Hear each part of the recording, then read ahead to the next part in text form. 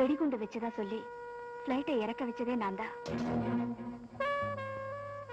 அதனால்தான் என்ன அரெஸ்ட் பண்ணி கூட்டிட்டு போறாங்க. உங்க மூக்குல ரத்தம் வருது, தொடச்சுக்குங்க.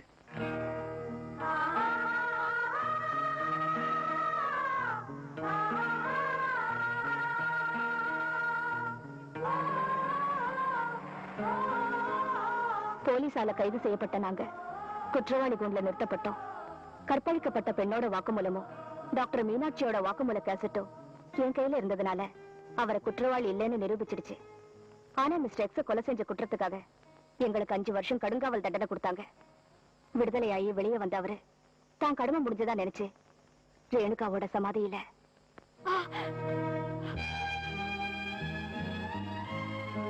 எனக்காகவே பிறந்து எனக்காகவே வாழ்ந்தவன் ரேணுகா. நான் அவகிட்ட போறேன். சொல்லி முடிச்சிட்டீங்களா? உங்களை போக வேண்டாம்னு சொல்லல, ஆனா உங்க கூட என்ன வர வேண்டாம்னு மட்டும் சொல்லிடாதீங்க. ஜீவா, இத பாருங்க, ஒரு பொண்ணு குளிக்கும் போது தான் உடம்ப காக்கா குருவி கூட பார்க்க கூடாதுங்கிறதுக்காக அதை துரத்தி விடுவா. இருட்டு கூட தன் உடம்ப பாத்திர கூடாதுங்கிறதுக்காகத்தான் எந்த ஒரு பொண்ணுமே தூக்கத்துல கூட தன் செயலியை சரி பண்ணிக்குவா. தன்னை பெத்த அம்மாவா இருந்தாலும் தான் பெத்த குழந்தையா இருந்தாலும் தான் உடம்ப பாக்குற உரிமை புருஷனுக்கு மட்டும்தான் இருக்கு. அந்த அறையில அந்த சூழ்நிலையில உங்களுக்கு முன்னால பிறந்த மேனியோட நின்னதுக்கு அப்புறம் உங்களால என்ன நினைச்சு பார்க்க முடியுதோ இல்லையோ, என்னால என்னால உங்களை தவிர வேற யாரையும் நினைச்சு பார்க்க முடியல. ரேணுகாவோட ஸ்தானத்துல என்ன வச்சு உங்களால பார்க்க முடியல. உங்க ஸ்தானத்துல என்னாலையும் வேற யாரையும் நினைச்சு பார்க்க முடியல.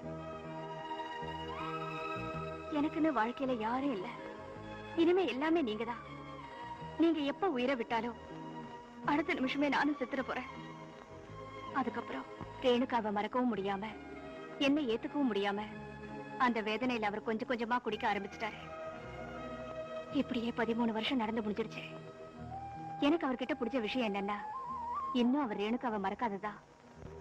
ரேணுகா நினைவில் அவர் குடிச்சு பைக்கம் போட்டு விழுந்துருவாரு. நான் போய் அவரை தூக்கிட்டு வருவேன். ஆனா ஒண்ணு, அந்த சோகத்திலயும் ஒரு சுகம் இருக்கு. அது சொன்னா புரியாது, அனுபவிச்சு பார்த்தாதான் தெரியும். என் மனசுக்குள்ளேயே நான் ஒரு சுகமான ராகத்தை மீட்டிட்டு இருக்கேன். இந்த உலகத்துல ஒருத்தருக்காக உயிரை உடனே தியாகம் பண்றாங்களே, அவங்க கோயில் கோபுரம் மாதிரி. ஒருத்தருக்காக உயிர் வாழ்ந்துகிட்டே ஆயுள் பூரா தன் வாழ்க்கையே தியாகம் பண்றாங்களே, அவங்க அந்த கோயில் கோபுரத்து கலசம் மாதிரி. அவரை பார்க்க போனோம். நான் வரேங்க.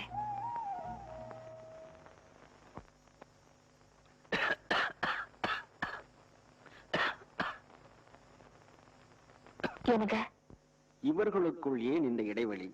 இந்த இணைகோடுகள் ஒன்றை ஒன்று